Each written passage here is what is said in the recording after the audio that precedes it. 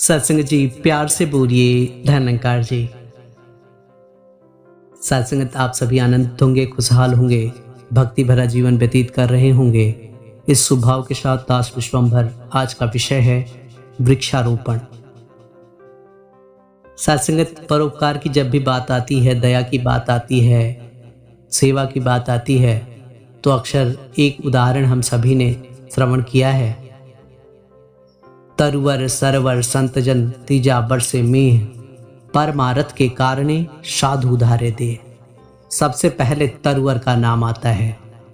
तरुवर अर्थात पेड़ पौधे। सत्संगत, खुद को धूप में रख कर भी औरों को शीतलता प्रदान करने वाला कितना दयालु है। खुद को मिट्टी से रस खींचकर दूसरों को फल प्रदान करने वाला कितना दयालु है। खुद चाहे कितना भी धूप में रहे, लेकिन औरों को फूल देने वाला कितना दयालु है। सत्संगत, इसमें कहीं भी हमारा कुछ भी कंट्रीब्यूशन नहीं था। ना तो हमने कोई बीज बनाए, ना ही फल उगाए, और ना ही फूल उगाए, ना ही पत्ते बनाए, ना थोड़ा सा हमारा सहयोग होना था। और उस सहयोग से एक पौधा पेड़ में परिवर्तित हो सकता है। एक पौधा जो अपनी जड़ों से मिट्टी के बहाव को रोक सकता है। एक पौधा जो वातावरण को शुद्ध कर सकता है। एक पौधा जो पशुओं का आहार और इंसान को भी आहार प्रदान कर सकता है। एक पौधा जो इस धरती को शीतल बनाने में अथक प्रयास कर सकता है। सत्संगत, उस पौधे को बचाने का काम सिर्फ और सिर्फ इंसान ही कर सकता है। और इंसान अगर पौधों की कटाई करने लगे तो इस धरती का क्या होगा। इंसान अगर पौधों को हटाने लगे तो इस धरती के शीतलता का क्या होगा।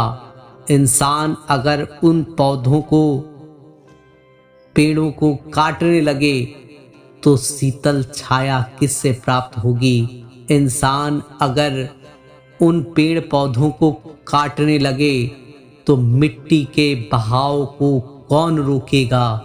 इंसान अगर पौधों को काटने लगे तो वायु को शुद्ध कौन करेगा।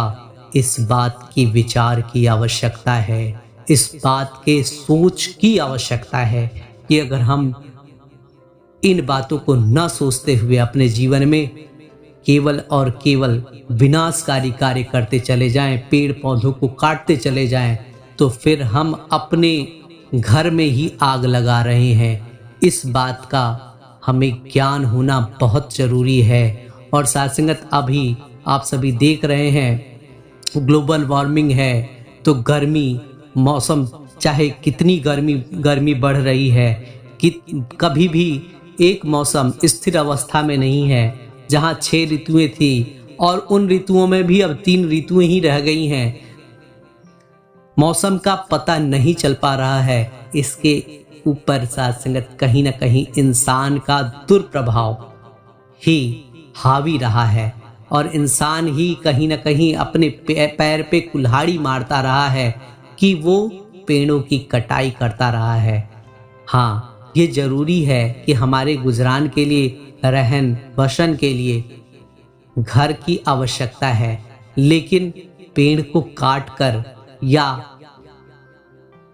ऐसे माहौल को पूरा का पूरा काट दिया जाए, जहाँ कहीं बगीचा था, कहीं जंगल था, कहीं अच्छे सुनहरे पेड़ पौधों का उपवन था, उसे उजाड़ दिया जाए, तो सत्संगत कहीं न कहीं इकोसिस्टम पे असर पड़ता है। इकोसिस्टम खराब होती है और सत्संगत उसका दुर्प्रभाव हम सभी देख रहे हैं कि कभी भी कुछ भी हो रहा है, कभी भी कुछ भी देखने को मिल रहा है।